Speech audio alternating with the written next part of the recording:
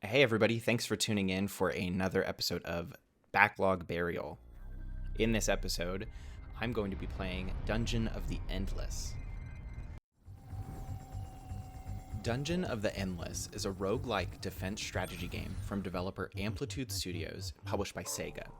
This is the developer behind the upcoming historical strategy game Humankind.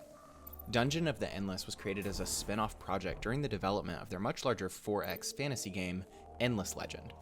After its release in 2014, the game was nominated for Strategy, Simulation Game of the Year, and Outstanding Achievement in Game Design at the 18th Annual DICE Awards. After choosing two characters from the available roster, the game begins when your ship crash lands on a strange world. The only energy source is a crystal on board your ship that you use to power rooms in sequence as you explore. Each room is automatically looted for resources as you progress and provides opportunity to construct defensive and support modules. Opening a new room acts as one turn and will trigger events such as spawning mobs in a random area. As you search the area for the elevator to reach the next stage, you must defend the ship's crystal from enemies before they destroy your only hope of escape. Ultimately, your goal is to find your way out of each of the game's 12 levels by carrying the crystal through the dungeon to power the elevator. Picking up the crystal triggers the final wave, and as one character slowly makes their way to the elevator, the other must aid the prepared defenses to fight off the enemies.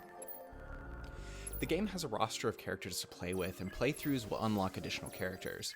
Levels are procedurally generated, making each run feel fresh and ripe for exploration, even when you die and go back to square one. A merchant also randomly appears, giving you the opportunity to outfit your character with better gear during your run. Each run is quick and makes the decision to try just one more run fairly easy.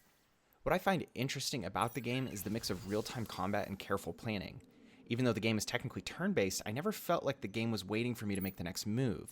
Everything seems to be happening in real time, while also giving you the freedom to take a moment to plan your defenses when you finally identify the route to the elevator. Amplitude Studios has a beautiful, spiritual successor to Dungeon of the Endless titled Endless Dungeon, in development now. That title will focus more on moment-to-moment control of the characters rather than point-and-click direction. If you happen to find this title buried in your own backlog, I highly recommend giving it a try. Personally, I'm most excited for the launch of Endless Dungeon, but I will certainly spend more time with this game in the meantime. Thank you so much for tuning in for another episode of Backlog Burial. If you happen to like what I'm doing with this video series, please consider subscribing to my channel for more content updates, as well as liking this video and sharing it. I would also like to know if you are playing through any games from your own backlog. Leave that in the comments below.